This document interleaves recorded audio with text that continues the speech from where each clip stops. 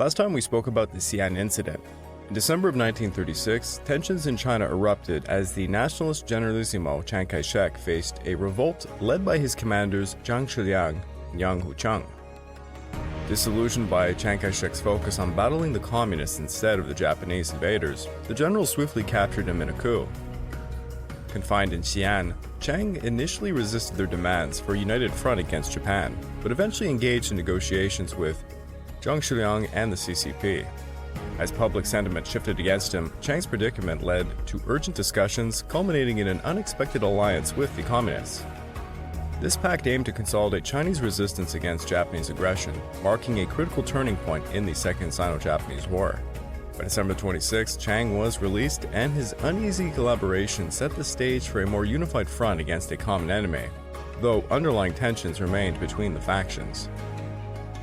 This episode is China Prepares for War.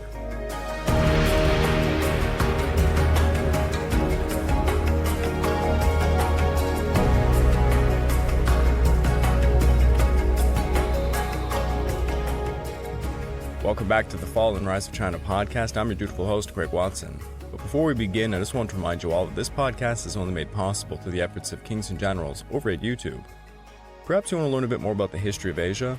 Kings and Generals has an assortment of episodes on the history of Asia, and so much more. So go give them a look over at YouTube. So please subscribe to Kings and Generals over at YouTube, and continue to produce this content by checking out www.patreon.com/kingsandgenerals. And hey, don't forget about our sister podcasts over at the Eastern Front Week by Week podcast and the Pacific War Week by Week podcast, both written and narrated by me. And if after all that, you're still hungry for some more history, why don't you check out my personal channel, the Pacific War channel found over at YouTube, and Echoes of War found on major podcast platforms. I recently had an episode go kind of viral, at least viral enough for a small channel like mine, that being my episode covering Chinese World War II dramas. It's pretty hilarious, I do recommend it. And over on Echoes of War, I released War Plan Red, the American plan to invade Canada. If you'd like to further support me, please consider checking out my YouTube membership or my Patreon account at www.patreon.com/thepacificwarchannel. By joining either, you get access to the exclusive podcast series, early access to all the content I make, and voting rights for the subjects I will tackle next. And as of today, I just released the latest exclusive podcast, and it is on the government by assassination. That is the violent period in Japanese history, roughly the 1920s and 1930s, when junior officers in the military began assassinating just about everybody to make ends meet. So if that's of interest to you, please go check it out. Before we jump into the Second Sino-Japanese War of 1937 to 1945, which I honestly have no idea how long it's going to take us, I thought it'd be a good idea to dedicate at least 2 episodes to how both China and Japan prepared themselves for the war. Going all the way back to the 1910s, Chinese intellectuals began to view an outright conflict between Japan and China as inevitable. In the discussions about China's strategic options, Jiang Fangjian pioneered a strategy of protracted warfare, a concept that would later shape China's approach during the Second Sino-Japanese War. Having studied in Japan during his youth, Jiang developed a keen understanding of the Japanese government and their military. As early as 1917, he predicted that China and Japan would become embroiled in a long-term conflict, with the battleground likely being west of the Beiping-Wuhan and Guangzhou-Wuhan railways. In his work titled Guofang Lun, or On National Defense, Jiang reiterated the importance of protracted warfare as a means to thwart Japan's aspirations for a swift victory. He argued China should leverage its vast population and extensive territory to extend the conflict, gradually wearing down Japanese strength and turning the situation to its advantage. Jiang recommended that China not focus on defending its coastal regions, but instead confront the enemy west of the Beiping-Wuhan Railway. Generalissimo Chiang Kai-shek would eventually come to share Jiang's belief that, quote, "The longer the war drags on, the more advantageous it will be for China." Despite significant public criticism, both the nationalist government and General Zhang Shiliang decided against military resistance when Japan invaded Manchuria in September of 1931, and then attacked Shanghai in 1932. Chiang was particularly hesitant to engage Japan directly, as he was also dealing with a communist insurgency in central China. He feared that Chinese forces would suffer a quick defeat, predicting that Japan would capture key coastal areas and critical infrastructure within just 3 days, crippling China by dismantling its military and economic lifeline. Following the invasion of North China, Chiang was forced to adopt a firmer stance. The nationalist government proposed a dual strategy of pursuing peace and security while simultaneously preparing for war. If peace proved impossible, China would mobilize its resources for ultimate victory through a prolonged conflict. This approach was formalized in the National Defense Plan, which China adopted by prioritizing protracted warfare as its core strategy. After the Sino-Japanese clash in Shanghai on January 28, 1932, the Military Affairs Commission devised a plan that divided China into 4 defensive areas along with a preparation area. While some troops were assigned local security, commanders were directed to concentrate the remaining forces for potential confrontations with Japan. That year, the Military Affairs Commission issued general defense guidelines that outlined 2 strategic responses to a potential Japanese invasion. The first, conservative, in its approach, focused on maintaining key positions and utilizing protracted warfare to impede the enemy. The second strategy advocated for decisive battles in key regions to thwart Japan's ambitions and protect China's territorial integrity, prioritizing disengagement from Japanese forces along the Yangtze River and the coastline. In August of 1935, German military advisor General Alexander von Falkenhausen provided recommendations to Chiang Kai-shek based on his predictions of Japanese advance routes into China. He identified 3 main routes, one from northern Hubei to Zhengzhou, the second from Shandong towards Shuzhou, and the third crossing the Yangtze River to Nanjing and onwards to Wuhan. He suggested treating the Yangtze River as the primary combat zone and highlighted Sichuan as a possible retreat area. Taking all of this into consideration, in 1936 a draft of a new national defense plan divided the country into 4 zones: a war zone, a defense zone, an internal security zone, and a preparation area. The war zone encompassed 10 provinces and established strategies for retreating to predetermined defensive positions when necessary, with Sichuan designated as the main base for the war. In January of 1937, the Chinese General Staff Department introduced its annual war plan, outlining 3 possible military conflict regions between China and Japan. It proposed 2 main strategies. Proposal A emphasized sustained combat and retreat to fortified positions if the situation became unfavorable, aiming to eventually go on the offensive against Japan. Proposal B focused on repelling Japanese invasions along the coast and from the north, prioritizing counteroffensives against Japanese units stationed near key locations. To prepare, the NRA completed several critical projects outlined in its plans, establishing military supply depots in Nanjing, Bengbu, Xi'an, Huayin, Yanchang, and Wuchang to manage logistics for supplies across various strategic railways. These depots were equipped to sustain the military with ample ammunition and provisions, including 60 million rounds of small arms ammunition and food for hundreds of thousands. Despite these preparations, not all projects were completed by the time the war broke out in July of 1937.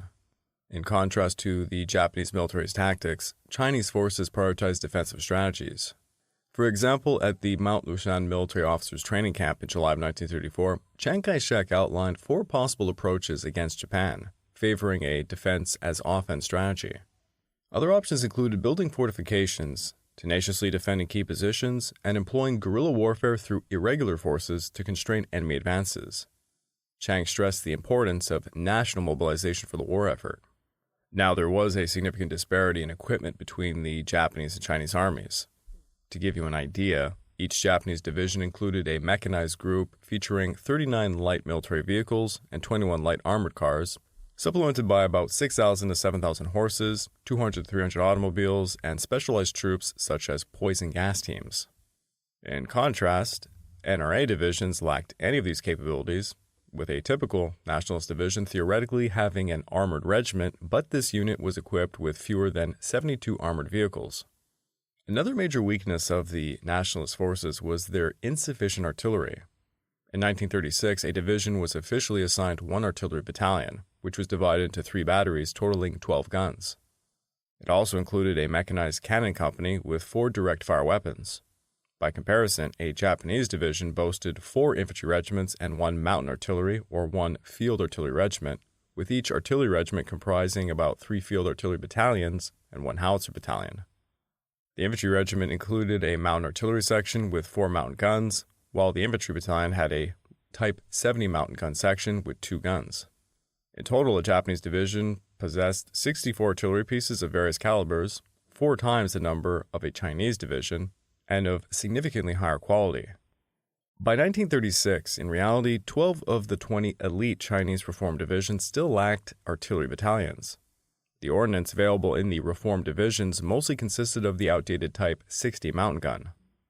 Nationwide, very few of the 200 divisions were equipped with any artillery, and those that did often used obsolete field artillery pieces or mountain artillery provided to local forces. Some units even relied on trench mortars and makeshift solutions. The artillery weapons came from various countries, but they frequently lacked necessary observation and signal components, and they were often low in ammunition. The majority of the mountain guns and field artillery were of the Type 75, which, while capable of providing fire support, had limited range and inflicted minimal damage. To give you more of an idea of the striking inadequacy of the Chinese artillery, during the Shanghai fighting in 1937, the mountain artillery of the Guangxi 21st Army Group could only reach targets within 1,200 yards, while the Japanese field artillery had an effective range of 8,000 yards. Chinese-made mountain artillery suffered due to inferior steel-making technology. The gun shields were constructed from low-quality steel, and the barrels often overheated after firing just a few rounds, increasing the risk of explosions. Additionally, the equipment of local forces varied greatly in quality. In fact, some local units had superior equipment compared to the nationalist forces. For example, before the war, troops from Yunnan were equipped with French anti-tank guns and heavy machine guns, which were actually better than the German water-cooled machine guns used by the nationalist forces. However, the majority of local troops relied on inferior equipment. The 122nd Division under Wang Mingtang from Sichuan, noted for its brave defense of the Tongchuan County during the Battle for Suzhou, were armed with locally produced light and heavy machine guns that frequently malfunctioned, and their Type 79 rifles, also made locally in Sichuan, were quite outdated, with some dating back to the Qing dynasty. These weapons had limited range and sometimes malfunctioned after just a few, if not 100 rounds. Now, before the war, both nationalist and local forces acquired weaponry from diverse foreign and domestic sources. Even domestically produced weapons lack standardization, with those being made in Hanyang and Manchuria differing in design and specifications. Arms manufactured in Germany, France, Russia, Japan, and Italy were similarly inconsistent. Consequently, even within a single unit, the lack of uniformity created significant logistical challenges, undermining combat effectiveness, particularly in the early stages of the war. Despite nationalist ordnance factories producing over 3 million rounds of small arms ammunition daily, the incompatibility of the ammunition and weapons diminished the usable quantity of the ammunition. China's communications infrastructure was inadequate. In the Nationalist Army, signal units were integrated into engineering units, leading to low-quality radio communications. In emergencies, telegrams could remain undelivered for days, with orders often having to be dispatched via postal services. By 1937, the entire country boasted only 3,000 military vehicles, necessitating heavy reliance on horse and mule for transport. To effectively equip 20 nationalist divisions, 10,647 horses and 20,688 mules were needed. But by the end of 1935, only 6,206 horses and 4,351 mules were available. One statistic from 1936 indicated a 5% mortality rate amongst military horses, with some units experiencing a rate as high as 10%. The distribution of weaponry led to disputes during army reorganization efforts following the Northern Expedition as well. Although Chiang Kai-shek's forces were part of the regular army, the quality of their equipment varied significantly. Domestic production of weapons was quite limited, and imports could not close the gap. Priority was given to small arms. Through army reorganization, Chiang aimed to diminish the influence of forces less loyal to him. Nationalist Army staff officers observed that the troops loyal to Chiang received the best weapons. And, it doesn't take a genius to figure that out. Northwestern and Northeastern forces, having cultivated good relations with the KMT, were similarly better equipped, while places like Shanxi, they received inferior supplies. Troops associated with the Guangxi clique were given even poorer quality weapons due to their leaders' stronger political ambitions, we'll call it.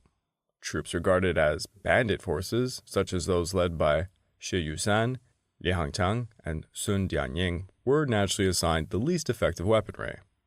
This unequal distribution of arms increased some local forces' inclination to align with the KMT while alienating others, which inadvertently led to additional turmoil in the aftermath of the Northern Expedition. Logistical accounting within the nationalist military was severely lacking. Military expenditures accounted for a significant portion of government spending, roughly 65% in 1937, with personal costs being the largest component. However, military units prioritized boosting their own resources over accurate accounting. Surpluses were not returned, but rather utilized to reward military officers and soldiers for merits in battle, care for the wounded, or to create a reserve.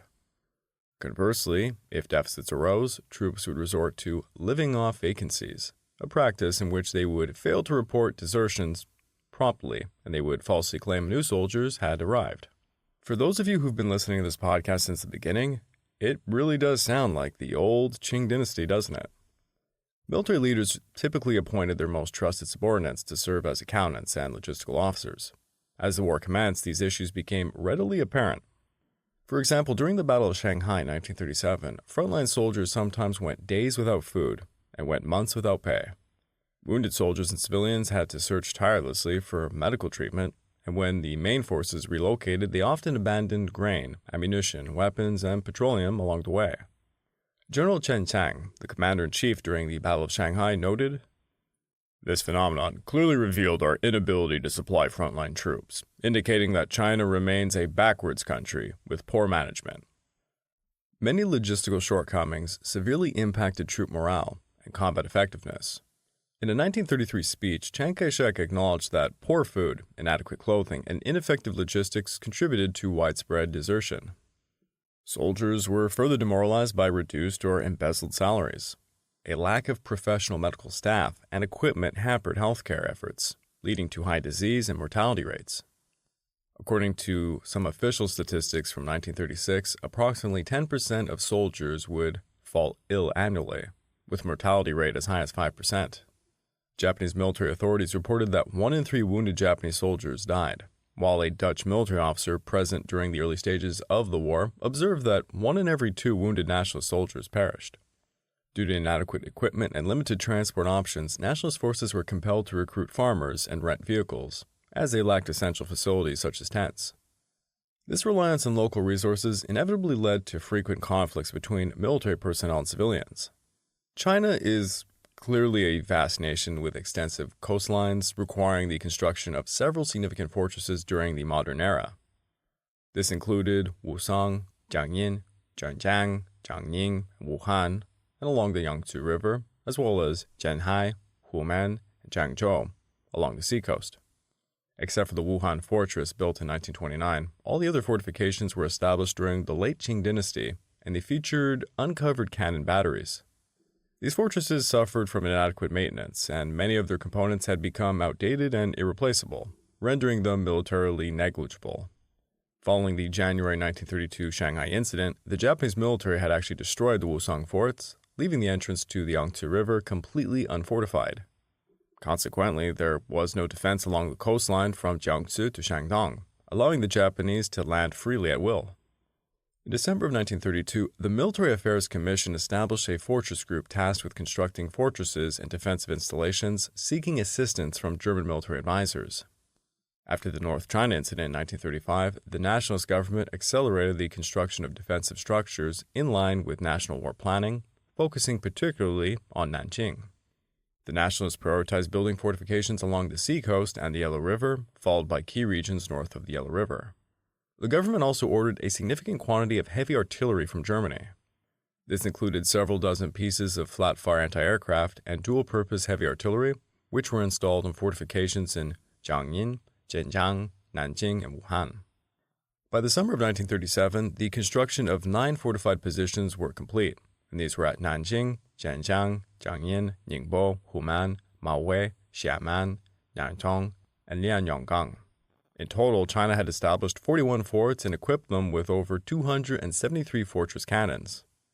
Some defensive installations were poorly managed, with many units assigned to their perimeters lacking training and access to proper maps, however. The barbed positions in the fortresses were not well concealed and could hardly store sufficient ammunition. Troops stationed at these fortresses received little training. Despite all these shortcomings, the fortresses and fortifications were not entirely ineffective. They bolstered China's position along a defensive line stretching from Tangshan County to Baoding and from Dushan County to Shujiajiang, as well as in southern Shandong. Before the war, China's political and economic center was situated along the seacoast and along the Yangtze River. As Japanese influence expanded, the nationalist government was compelled to establish bases in China's interior regions, very similar to how the USSR pulled back its industry further west after Operation Barbarossa. The Japanese attack on Shanghai in 1932 prompted the nationalists to relocate their capital to Luoyang. On March the 5th, during the second plenary session of the KMT's Fourth Congress, the Western Capital Preparation Committee was formed to plan for the potential relocation of all government bodies to Xi'an in the event of a full-scale war. In February of 1933, the Central Political Conference approved the Northwest Development Bill, and in February of 1934, the National Economic Commission set up the Northwestern Branch to oversee the development projects in the region. On October the 18th of 1934, Chiang Kai-shek traveled to Lanzhou, recording in his diary that, quote, "Northwest China has abundant resources. Japan and Russia are poised to bully us. Yet, if we can strengthen ourselves and develop Northwest China to the fullest extent, we can turn it into a base for China's revival." Interestingly, it was Sichuan rather than the Northwest that would become China's rear base during the Second Sino-Japanese War. In October of 1934, the Communist Army evacuated its Soviet base in southern China, initiating the Long March that would ultimately end in the Northwest. By this time, Chiang Kai-shek had decided to designate Sichuan as the last stronghold for China. In January of 1935, the Nanchang Field Headquarters of the Military Affairs Commission, responsible for combating the Communists and serving as the supreme military and political authority over most provinces along the Yangtze River and central China, dispatched a special advisory group to Chongqing. Following this, the Nationalist Army advanced into Sichuan. On February the 10th, the Nationalists appointed a new provisional government in Sichuan, effectively ending the province's long-standing regionalism. On March the 2nd, Chiang traveled to Chongqing, where he delivered a speech underscoring that, quote, "Sichuan would serve as a base for China's revival." He stated that he was in Sichuan to oversee efforts against the Communist Army and to unify the provincial administration. After the Xi'an Revolution, the Republic of China was still using the Qing dynasty's conscription system. However, once in power, the nationalist government sought to establish a national military service program. In 1933, it enacted a military service law which began implementation in 1936. This law categorized military service into two branches: service in the National Army and in the Territorial Citizen Army units. Men aged 18 to 45 were expected to serve in the territorial units if they did not enlist in the Nationalist Army. The territorial service was structured into three phases: active service lasting 2 to 3 years, first reserves for 6 years, and second reserves until the age of 45.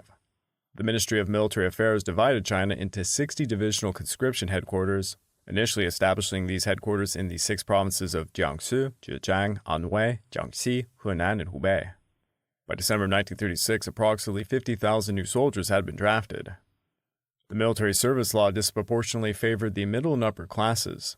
Government personnel were exempt from enlistment, allowing privileged families to register their children with government agencies. Similarly, students in the middle and higher education were excused from service, while youth from poorer backgrounds often felt compelled to enlist due to financial constraints that limited their educational opportunities. Village and town leaders were responsible for executing the recruitment process and frequently conspired with army recruiters. Recruitment principles often favored wealthier families, with guidelines stating that 1 son should be drafted for every 3 sons, 2 for 5 sons, but no drafts were for only 1 son. Wealthy families could secure exemptions for all of their male children, while poor families might see their only son conscripted if they were unable to provide the requisite bribe. Town and village heads wielded significant power in recruitment. This new recruitment system also created numerous money-making opportunities. Military personnel assigned to escort draftees to their units would often allow draftees to escape for a small fee. Additionally, draftees could monetize their service by agreeing to serve as a substitute for others. For some, being drafted became an occupation. For example, in 1936, 600 individuals were drafted into the Wuhu area of Anhui province, and accounts from regional administrators indicated that every draftee had either been traded, replaced, or seized. Beginning in 1929, the nationalist government also instituted military training for high school students and older individuals. Students were required to participate in 1 theoretical class and 1 practical class each week, totaling 3 hours. Starting in 1934, students had to complete a 3-month military training program before graduating. Graduates of military academies were employed as military instructors. By the end of 1936, over 237,000 high school students had undergone some military training. The student military training was overseen by the Society for the Implementation of the Three People's Principles of Dr. Sun Yat-sen, which also provided political education and sometimes gathered information on students' political beliefs. Although the nationalists made significant efforts to improve the military training of both officers and troops, they inherited deep-seated challenges that they were unable to completely overcome. A lack of facilities, outdated training manuals, low regard for military instructors, and the ongoing influence of regionalism and warlordism hindered progress. The Japanese would also later exploit the shortcomings of the Nationalist Army. The Central Military Academy, which evolved from the Whampoa Military Academy established in 1923 in Guangzhou to train officers for the Northern Expedition, became the primary training institution for junior military officers. The academy offered a basic course, lasting about 18 months, which included general education, specialized training in various subjects, and field practice. This was followed up by a 2-year cadet training program focused on developing the skills necessary for junior military officers. 17 classes were admitted before the outbreak of the war. Admission to the academy was highly competitive, with military officers receiving attractive salaries. For instance, in 1935, the academy received 10,000 applications for the 12th class, but only 7% were accepted. Upon graduation, cadets were typically assigned to divisions within the Nationalist Army, loyal to Chiang Kai-shek. Their training, influenced by German advisors, resulted in high-quality cadre. In modern China, most sergeants were veterans. While some units provided training for sergeants, a lack of formal education led to their diminished status. Truly qualified sergeants were quite rare. During his tenure as Minister of the Military Training, General Bai Chongxi proposed establishing a sergeant school and creating a professional non-commissioned officer system. However, the Ministry of Military Affairs opposed this on financial grounds. While commanding officers enjoyed rapid promotions, military instructors simply did not. Furthermore, there was no system for transferring instructors to field commands or assigning commanders to military academies for extended periods of time. Despite minor updates to cover modern warfare concepts such as tank warfare and machine guns, Qing Dynasty military manuals were still in use at the Central Military Academy at the start of the war. Yeah, 1937, and they were still rocking the old Qing books. Following the establishment of the Ministry of Military Training, a Bureau for Military Translation was set up to evaluate existing course materials and translate military manuals, but its contributions were quite limited. Another significant shortcoming of military instruction focused on the theory at expense of practical applications. To enhance the quality of military officers, the Nationalist Army instituted specialized schools for artillery, infantry, transport, engineering, and signals starting in 1931. These institutions were considered to have high-quality administrators and facilities. The Nationalists adopted German military training models, replacing the previously used Japanese models. They appointed German advisors to oversee instructor training at military academies and established 3 instructional divisions. By the outset of the Second Sino-Japanese War, 15,000 students had graduated from programs with a German military influence, resulting in the creation of about 50 combat divisions from these instructional units. However, the progress of other Nationalist Army units was limited because their training was not aligned with contemporary battlefield realities. Before World War I, troops operated in close formations due to limited firepower. The widespread introduction of machine guns after World War I necessitated a shift to dispersed formations. Although a new drill manual issued by the Ministry of Military Training in 1935 introduced small group tactics, very few units adopted these methods. General Chen Chang highlighted another underlying issue in 1938, commenting on how the outmoded focus on parade ground drills and formal military manners was getting in the way.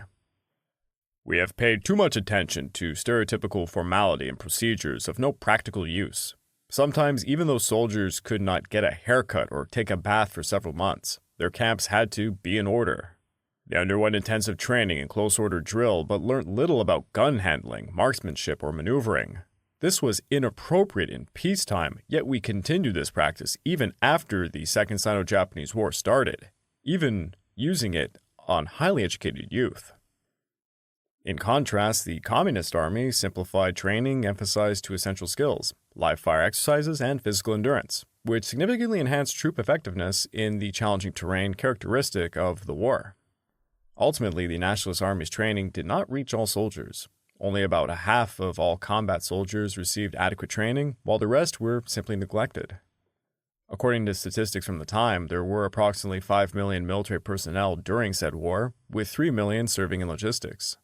Most of these logistics personnel had received little to no training, leading to disastrous consequences for overall combat effectiveness. As warfare had become more complex, the role of highly trained staff officers had become increasingly important. Napoleon developed operational plans close to the front and communicated orders via courier. During World War I, military commanders collected information at their headquarters and utilized telephones and automobiles to relay orders to the front lines. Now, during World War II, with the battlefield expanding to include land, sea, and air, senior commanders often made decisions from headquarters far from the action, relying on significant numbers of staff officers with specialized skills to keep them informed. In China, however, the staff officer system was very underdeveloped. By 1937, only about 2,000 commanders and staff officers had received proper training. Prior to the war, most commanders managed staff work themselves, with staff officers serving primarily as military secretaries who drafted orders, reports, and maps. Many staff officers had no formal military training, and as a whole, the branch lacked respect, causing most talented officers to avoid serving in it. The situation was even more dire for staff officer departments with local forces. To give an example, in March of 1937, Liu Xiuqing, a graduate from the Whampoa Military Academy, was appointed as the director of political instruction in the 44th Army, a unit under Sichuan warlord Liu Xiang. Liu Xiqing's account illustrates the utter dysfunction within the ranks. The commander-in-chief was not supposed to manage the army, and even did not know its whereabouts. But he could appoint relatives and former subordinates who were officials and businessmen as well to the army. Each month they would receive a small stipend. At the headquarters there was a long table and 2 rows of chairs. Around 10 o'clock in the morning, senior officers signed in to indicate their presence. Those with other business would leave, while the remaining officers sat down to leisurely discuss star actresses, fortune-telling, business projects, mahjong, and opium. Occasionally they would touch on national affairs, chat about news articles, or share local gossip. In the afternoons they primarily played mahjong, held banquets, and visited madames. Most mornings the commander usually presided over these activities, and at first I reported for duty as well. But I soon realized it was a waste of time, and I came very rarely. At headquarters most staff members wore long gowns or Western-style suits, with military uniforms being a rare sight. Most senior military personnel were trained at the Baoding Military Academy during the early Republic phase. 2/3 of the commanders-in-chief, about 37% of all the army commanders, and 20% of the divisional commanders were Baoding graduates. Higher-ranking officers were more likely to have launched their careers there.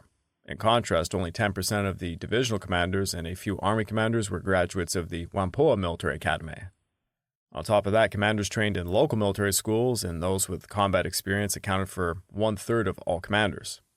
While the prevalence of civil war provided opportunities for rapid promotion, it also hindered officers' ability to update their training or gain experience in different military branches. German advisors expressed their concerns to Chiang Kai-shek, emphasizing that officers should first serve in junior roles before taking command. During a battle in 1938, Chiang Kai-shek would note, "Our commanders-in-chief are equivalent only to our enemy's regimental commanders, and our army and divisional commanders are only as competent as our enemy's battalion and company commanders." Despite not viewing high-ranking Japanese officers as great strategists, national officers respected them as highly competent, diligent, and professional commanders who rarely made critical errors. The infantry was the primary component of the Nationalist Army, with middle and junior infantry officers constituting about 80% of all Army officers. A 1936 registry of military officers listed 1,105 colonels and 2,159 lieutenant colonels within the infantry, demonstrating a significant outnumbering of Baoding graduates at ranks below lieutenant colonel. However, the quality of the middle and junior infantry officers declined during the war. By 1944, only 27% of these officers were from formal military academies, while those promoted from the ranks increased to about 28%. In 1937, 80% of officers in the ordinary infantry battalions were military academy graduates, but this percentage would drop to 20% during the war. It's hard to tell how educated soldiers were before the war, but it's generally believed that most were illiterate. In 1929, sociologist Tao Menghe surveyed 946 soldiers from Shaanxi's garrison brigade and found that only 13% could compose a letter independently, while the rest had either never learned to read or were unable to write. In contrast, in August of 1938, General Fang Yusung found that 80% of a regiment in Hunan were literate. Regardless, during the war, the quality of recruits steadily declined. More than 90% of soldiers were illiterate, and few possessed any basic knowledge of science, which hindered their ability to master their weapons. On the battlefield, they heavily relied on middle and junior officers for guidance. In autumn of 1933, General Hans von Seeckt, the architect of the post-World War I German army, visited China at the personal invitation of Chiang Kai-shek. In his recommendations for military reform, he identified China's greatest problem as its excessively large forces drawn from very diverse backgrounds.